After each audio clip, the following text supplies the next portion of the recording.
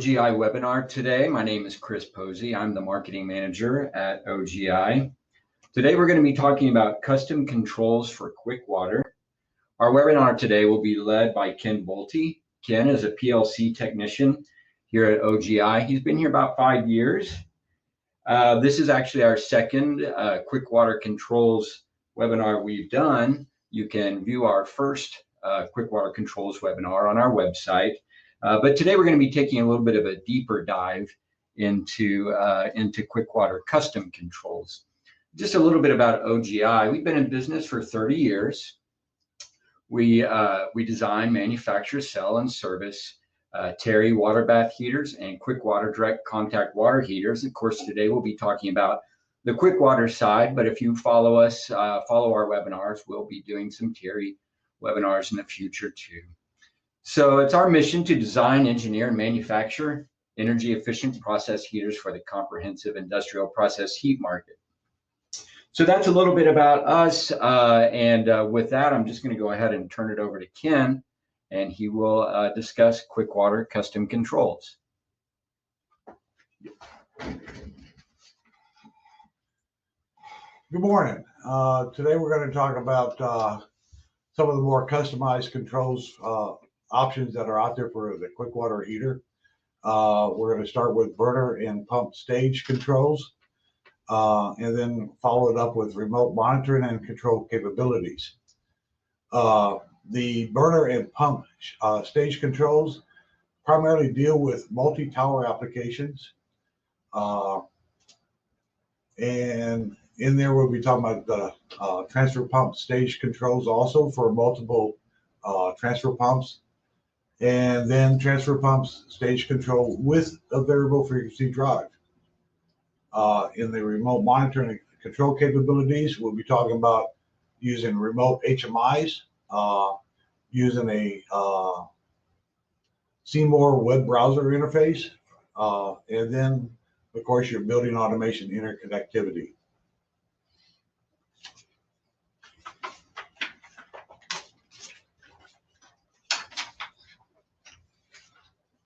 All right, starting out with the burner stage control. There's two types of systems out there. These are multi-tower systems. And a multi-tower system is a QuikWater system that has two QuikWater systems that support each other. Typically, one system or tower is the primary and the other is the secondary. As its name implies, the primary has the responsibility of generating the hot water to the customer's process. If the demand for hot water is so great that the primary can't meet demand, the secondary will turn on and support the primary.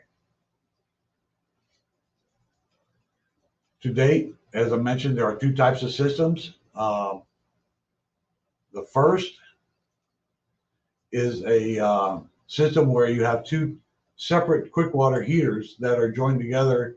The tanks are joined together via a pipe where the water will flow to both tanks at the same time. The second one is where you have two towers or QuikWater heaters, but they're joined together using a common reservoir tank. And then when you do this, the systems will share many of the resources and components.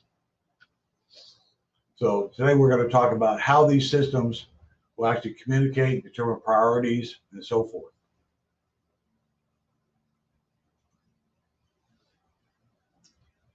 Okay, burner stage control. First thing we're going to talk about is auto mode.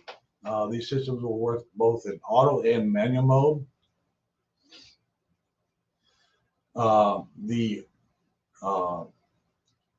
As the burner runs, we accumulate the operational hours of each burner. So we have a history of how long each burner has ran over its course of its life. And we will compare these hours each time the burners are shut down, both are shut down, to determine which one has the higher number of hours.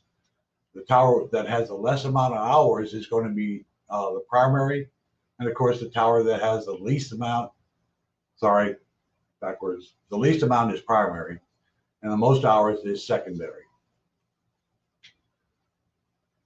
The primary tower is based on the water level and temperature, just like a normal quick water standalone heater. It will run it to meet until the tank is full and the water temperature is at set point. The secondary tower is in support of the primary. It will operate when the primary tower cannot meet demand, and it will kick in to support the primary tower. In the event of unusual conditions or normal shutdown, the primary secondary hour difference is used to determine which tower is going to be primary.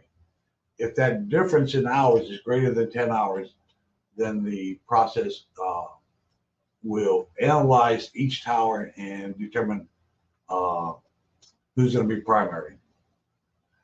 The secondary tower will also be switched to primary if the current primary tower fails, has an active alarm that causes it to shut down.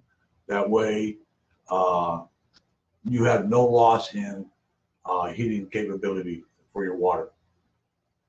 The secondary tower will also be automatically switched to primary if the auto staging mode on the HMI is turned off.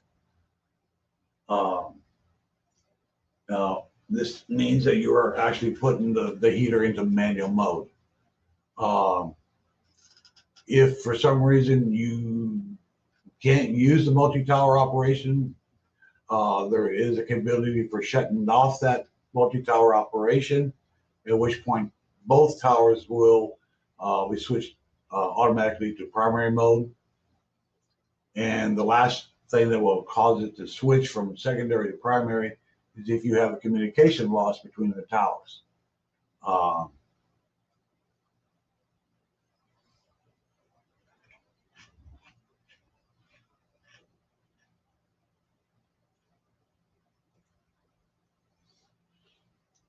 In manual mode, on the HMI screen that you see on the right, we have a button for multi-tower operation. If you switch it to manual mode, the button on the yellow button on the right, the primary, secondary, manual selection will appear. At that point, you can assign whether that tower you're working on is primary or secondary manually.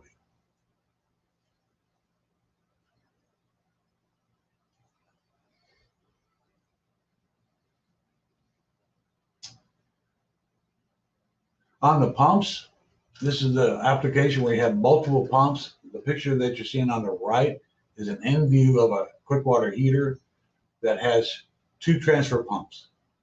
These transfer pumps are not controlled with a variable frequency drive.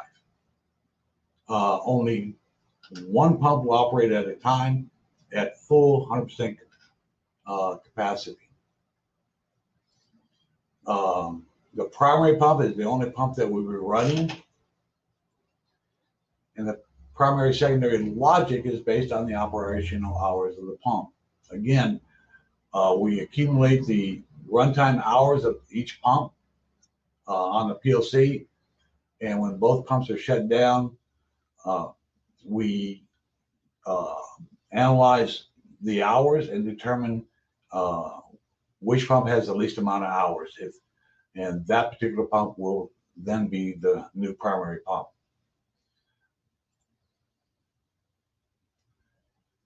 The secondary pump will normally just sit in standby, waiting to run, or actually waiting to be transferred to primary.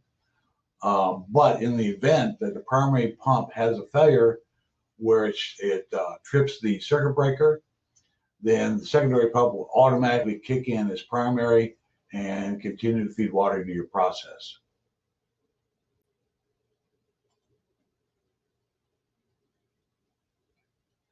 Now, when you're running transfer pumps that are controlled by VFDs, now we have more capability and more control over the process.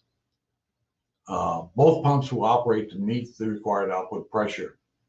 The desired output pressure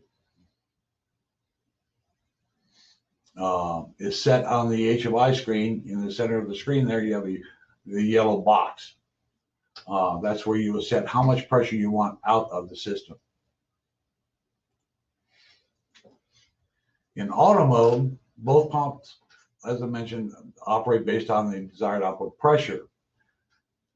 The primary pump operates to meet the desired pressure, but when needed, the secondary pump will operate on demand. It will kick in to support the primary pump to meet the demand of your process. As I mentioned, the primary and secondary logic for switching between them is based on the operational hours of the pump. In manual mode, we provide an HMI screen for manual operation.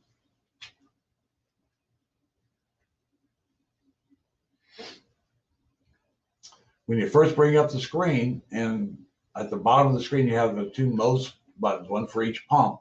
If they are in auto control, the only thing you'll see on the screen are the VFD ready and the VFD fault indicators, both of which should be green if there's no VFD issues. The next box down, once you go to manual mode, the motor speed set points, the VFD start and the VFD stop buttons will appear. So the motor speed set point is going to be the actual revolutions per minute that you want to enter. It's no longer based on pressure, it's based on just the speed of the motor. Once you enter the set point speed, then you'll hit the start button, and the start button will change to running once the VFD has started rotating the pump. To stop at any point, simply select the red stop button, and that will stop the pump from operating. The motor speed set point can be changed at any point while the pump is running. You do not have to shut the pump down to change the speed. It will automatically ramp up or ramp down to meet the new speed set point.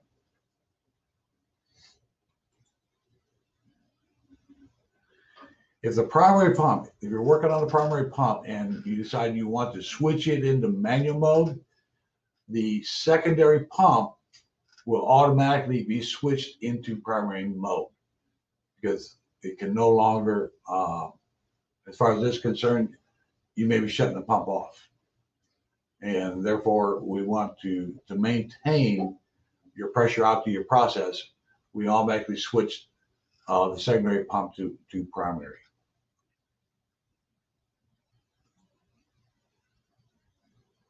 And as I mentioned, in manual mode, the starting and stopping of the pump is controlled by the start and stop buttons.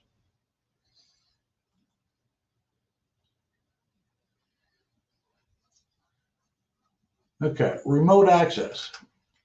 Remote access to the QuikWater system provides the user with the ability to control and monitor the status of the system from a remote location of the facility.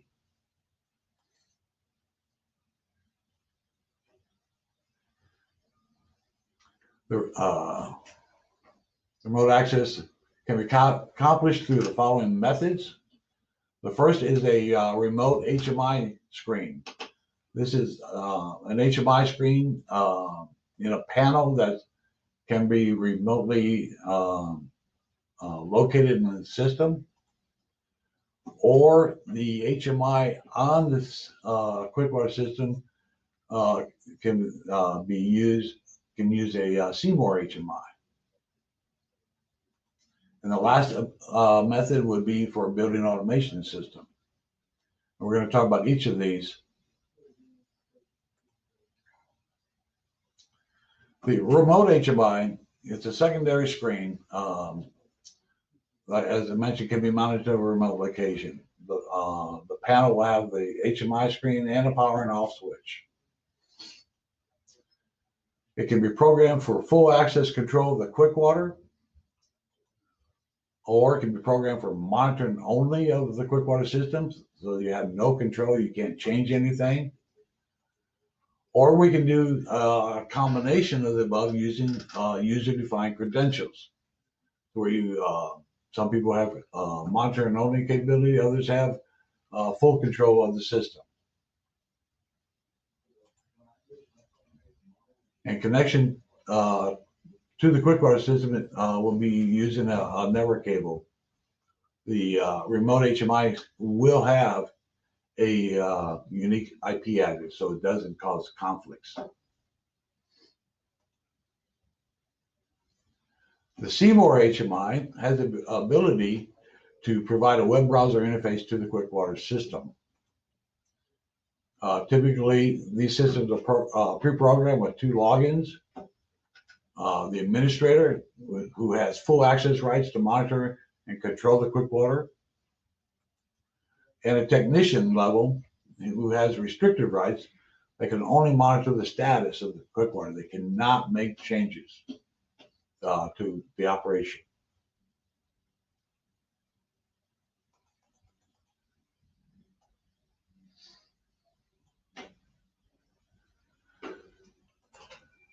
And to access the Seymour HMI remotely, the QuikWater system must be connected to your company's network system.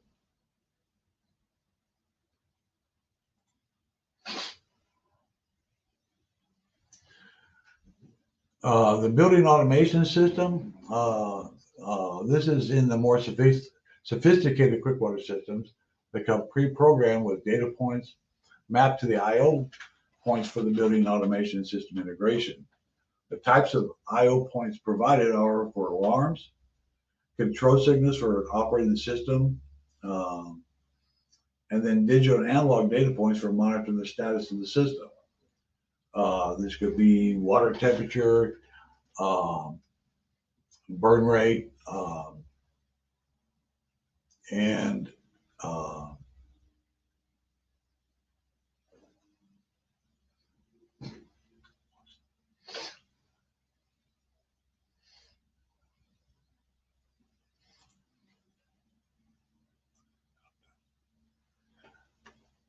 that completes our webinar this morning. Is there any questions?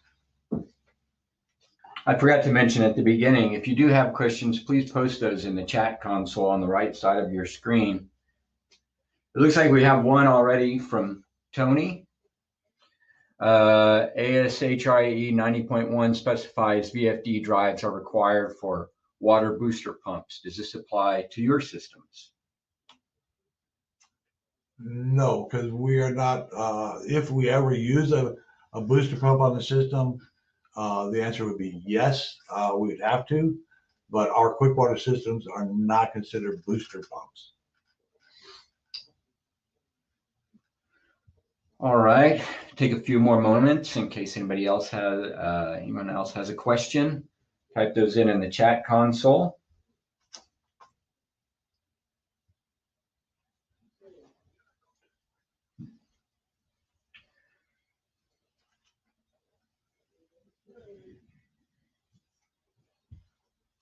All right, Tony comments the transfer pump is essentially a booster pump.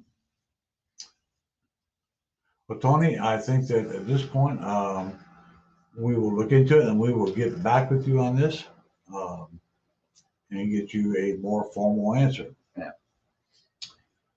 All right. If there are no more questions, we'll go ahead and conclude with that.